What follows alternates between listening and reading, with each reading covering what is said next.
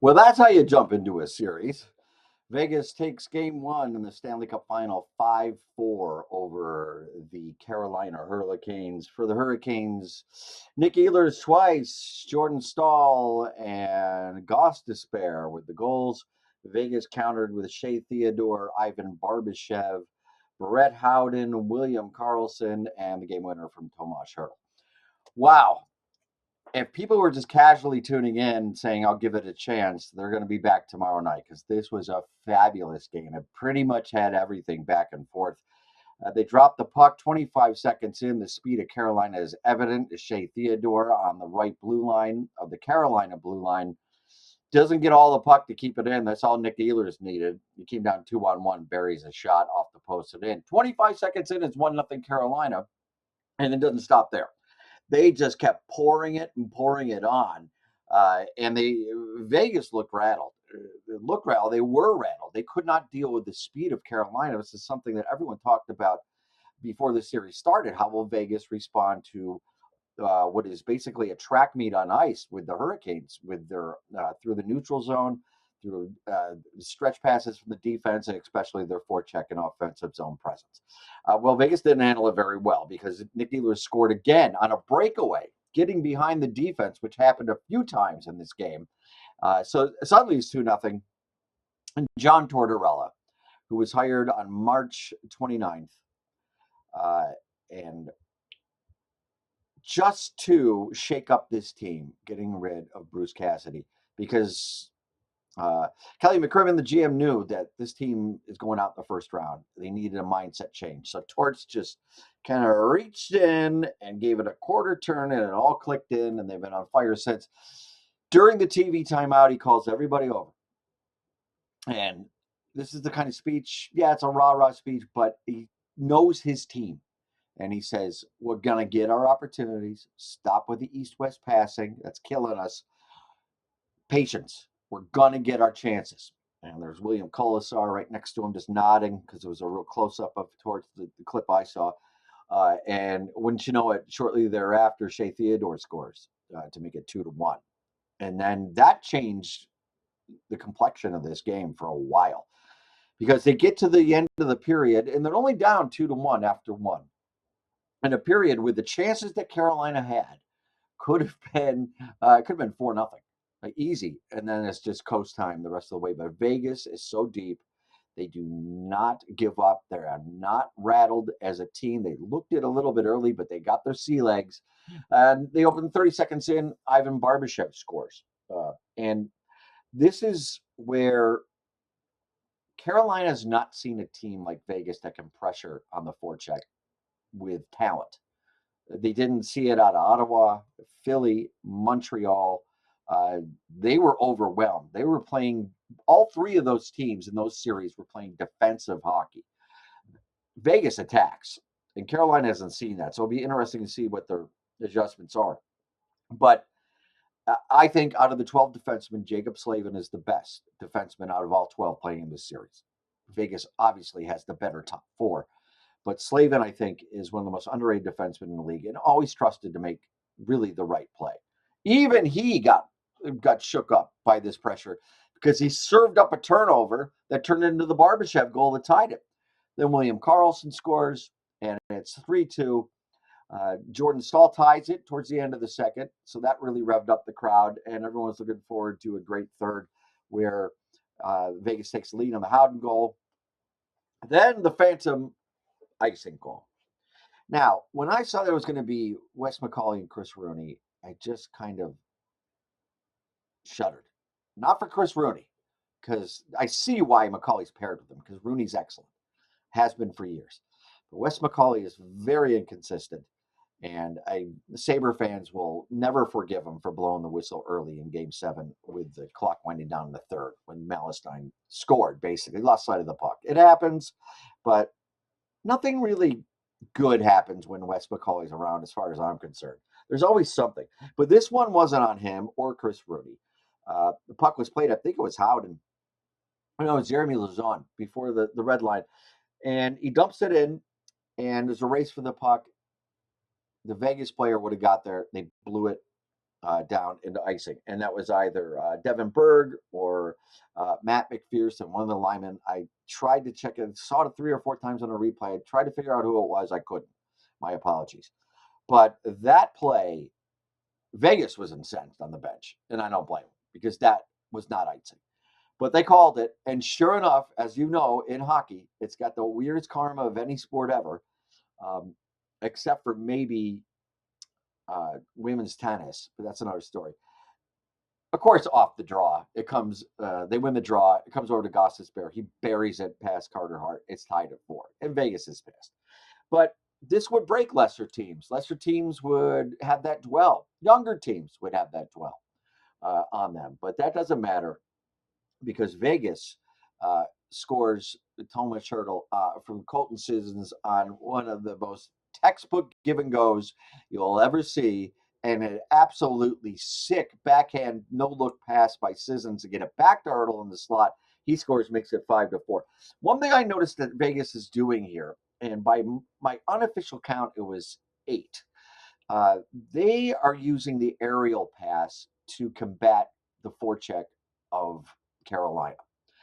And first of all, the aerial pass, the first thing you have to do is you have to get it up and out and over the oncoming opposition player, right? Because I've seen everybody's seen somebody try to flip it over a player, it hits their shoulder, drops on their stick. One pass later, it's in your net. But that's the first thing, and they do it very well. But it does it's a twofold thing, and they're both positive.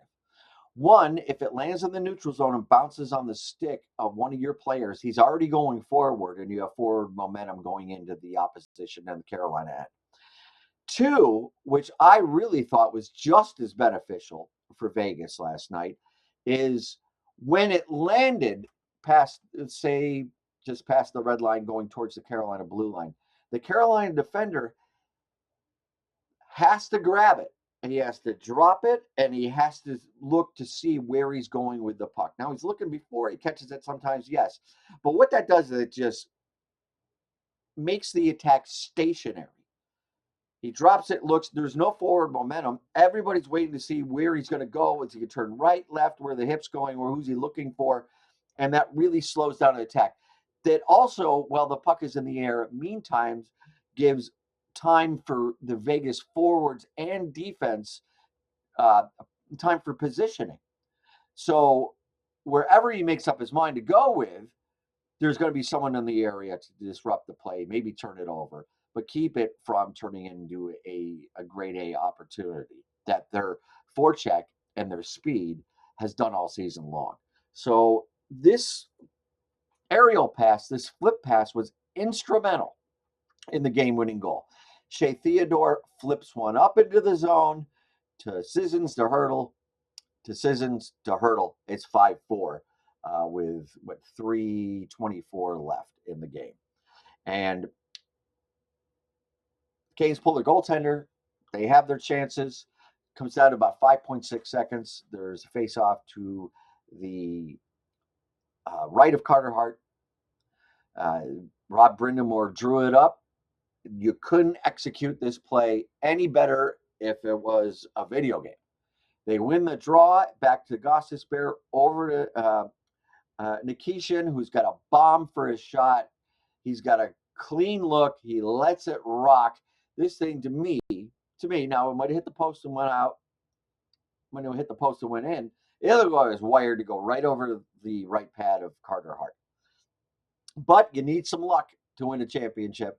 And luck would have it, Mitch Marner, who was completely out of position, jumped up to get out of the way, and it hits him in the foot, rolls into the corner, time runs out, Vegas wins game 1. So just an outstanding back and forth game. This was a real surprise to me. I thought this would be a low scoring series. I thought game 1 would kind of typically be that feeling out process that sometimes you get in a scoreless first period in game 1, and as the game grows, they get to their games. Carolina got to their game right away. It took Vegas till probably the second period to get there, even though it was 2-1 at the end of 1. But it was phenomenal. It really had everything you could ask for. Carter Hart played well. He made some great stops on Aho down the stretch and Jarvis. Uh, Freddie played well too. A couple were the first goal wasn't his fault. Went off a leg and by him. I mean that happens. He got when you got Tomas Hertl 14 feet out with a steaming wrist shot. That's tough for any goalie to stop. But you know, I would say looking forward to game two. Uh, it's the same story for Carolina. It's been all playoffs. When is the top line going to get going with Aho and Jarvis and Svechnikov? They just they they show flashes, but it hasn't been there. It's been everybody else on the offense. And for Vegas, um, you got to be feeling good about this. It's going to be attack mode. I'll see how Brind'Amour plays it. Are they going to play a little more cautious? But that's not their game. Um, they went out to get Nick Ehlers to have that score that they didn't have before, and he contributed big time in game one and probably should have had 3 goals. He was stopped, I believe, in the second by Carter Hart. It'll be interesting to see what happens here in game two. For Carolina, it's the top line's got to get going. This has been the story all playoffs. They have to figure out a way to deal with the Vegas forecheck, and it's not just one line that could do it. It's the talent. It's 1 through 4 that cause problems in the Carolina end. Something they have not faced the entire playoffs, and probably not a lot this season. For Vegas, you got to feel great. Yes, you got to figure out a way to keep this momentum up and keep attacking. But you have to look at the fact that Carolina got behind them on defense way too many times. I mean, I'm sure Tortorella loves that they won, but it's got to drive him nuts that you got guys walking in on breakaways on Carter Hart. I mean, you can't keep this up because it didn't bite him last night, but it might bite him in the future. But it's going to be really interesting to see how game two unfolds. Vegas could very well take 2 here out of Carolina. Carolina's got some adjusting to do here, and Vegas, they played so well in the last 2 periods that I just think you keep going. And talk about the Vegas Stars. Marner had an assist. It was a -1. Jack Eichel had an assist. Was a -1, but they definitely contributed. Eichel hit 2 posts too. So you got to be a little scary of Carolina if they're not on the board when they start to wake up. Shots, Carolina 29-23. Power plays, both teams went 0-4. Carolina 0-2, Vegas 0-3. Face-offs, very close. It looks like a Pennsylvania senatorial election. Vegas 50.8 and Carolina 49.2, but won the critical draw at the end that almost tied the game and almost sent it to overtime with about 3 seconds left. And then block shots, Vegas 16 and Carolina 13. The 3 stars, Shea Theodore, a goal and 2 assists, made up for that blunder on the Ehlers' first goal in grand style. Nick Ehlers, of course, the second star with 2 goals, probably could have had 3, maybe 4 if you want to stretch it. And the third star, Brett Howden, with a goal and an assist. He's been great. What did he have? I think he had 13 goals all season. He's got 12 now in the playoffs. But the 4th star, to me, last night was Brayden McNabb.